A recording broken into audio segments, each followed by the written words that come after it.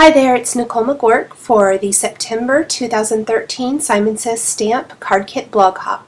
Today I'm going to share this card I created using elements from the kit plus a few other things from my paper crafting stash.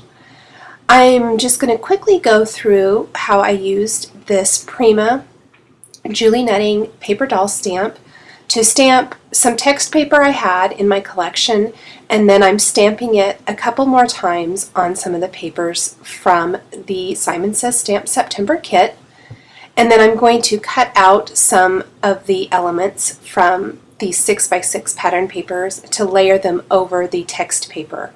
So because this was a little bit time consuming, I just wanted to speed through it, and I'm just paper piecing my paper doll together.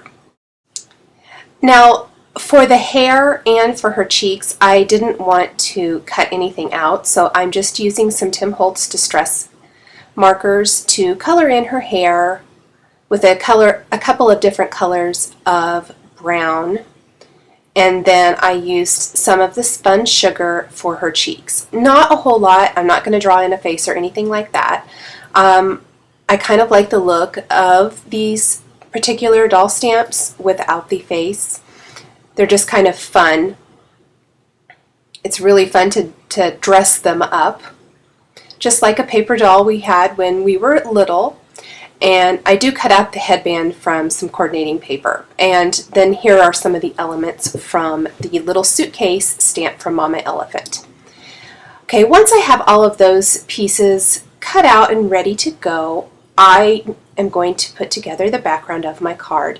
And I've pulled several of these greeting stamps from this month's card, or the September card kit, and I'm going to stamp them right there on this black background paper. Now this was one of the papers in the kit. It was actually one of the 6x6 My Mind's Eye pattern papers, and I just cut the pattern off so I could use the black part of the paper as my chalkboard base. And I'm going to show you how I did some chalkboard stamping with the greetings from the kit.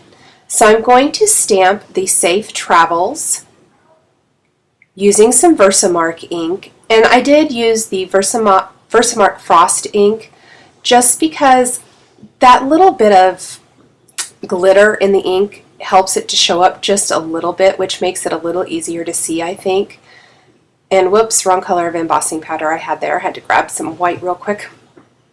And I'm going to add the white embossing powder, tap off any of the excess there, and then I'll heat that up.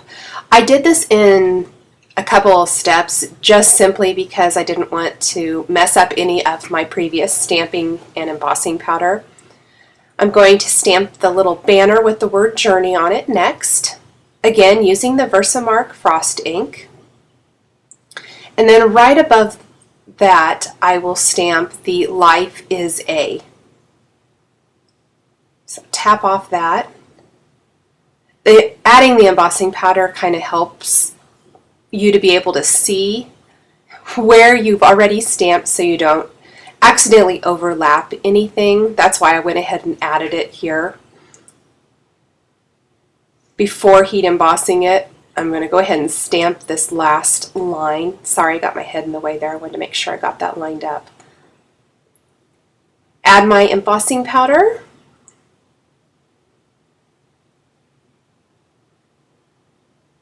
And I'll tap that off, and then I will go heat that up.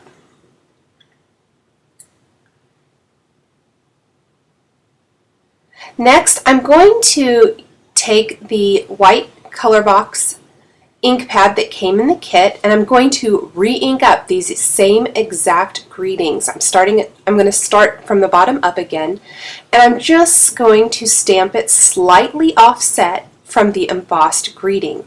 And I'm doing this because I want it to look somewhat messy. I want it to look like a chalkboard looks. You know how after they've been written on and erased, they kind of have some of that residue left over from the previous whatever that you had on the chalkboard. And so part of this look is that kind of imperfection or imperfect. So there it is, slightly offset. Then I'll do the next phrase, which is life is a, and I saved journey for last because I wanted to be really careful with it, and I'll show you what I mean here in a second. I'm going to speed through this a little bit because it's just the same steps. Ink up the phrase, stamp it just a little bit offset there. And with the word journey, I really wanted to be careful because I didn't want the color box ink to fill in any of the word journey so that it would be unreadable. So I kind of just inked up the edges of that banner stamp and stamped it just a little bit there. I didn't add a whole lot of ink to that particular stamp.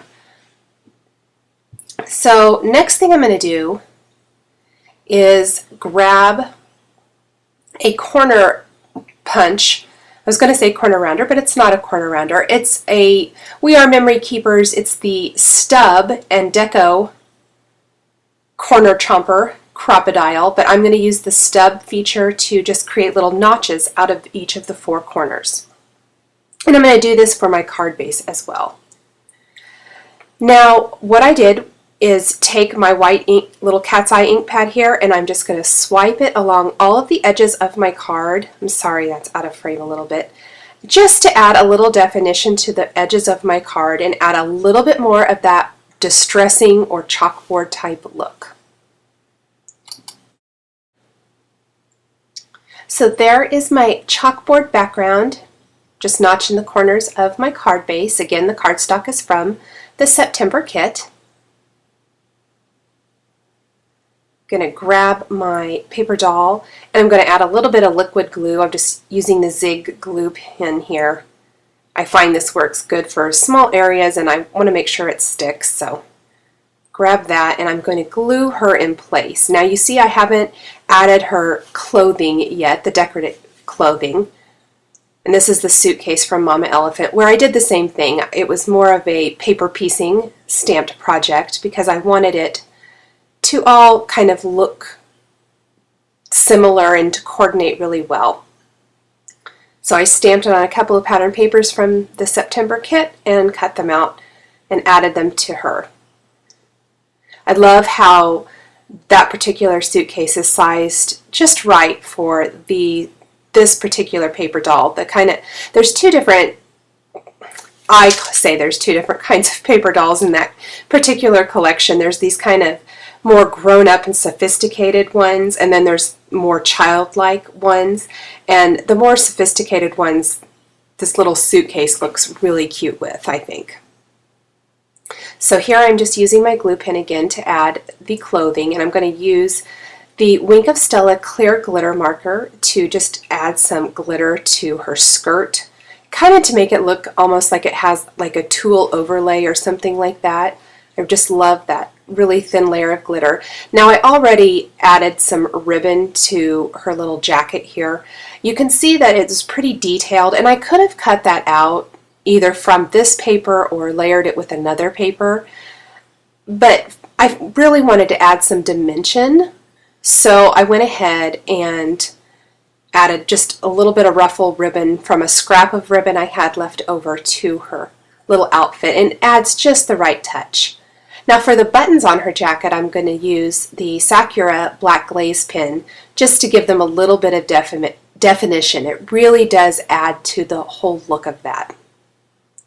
Now I decided I wanted to add one of the little wood veneer Studio Calico bicycles from the September kit, and I'm just using a post-it note and then adding a little white ink, and then I glued that in place to my card. The last thing I'm going to do is take my white Sakura gel pen, the opaque pen, and add a cute little dot border all the way around the card just to really finish it off and give it that nice finished edge. Thanks for watching, and I hope you have enjoyed this project featuring the September 2013 Simon Says Stamp Card Kit. Be sure to check out all the projects in the blog Hop Today, and we'll catch you next time.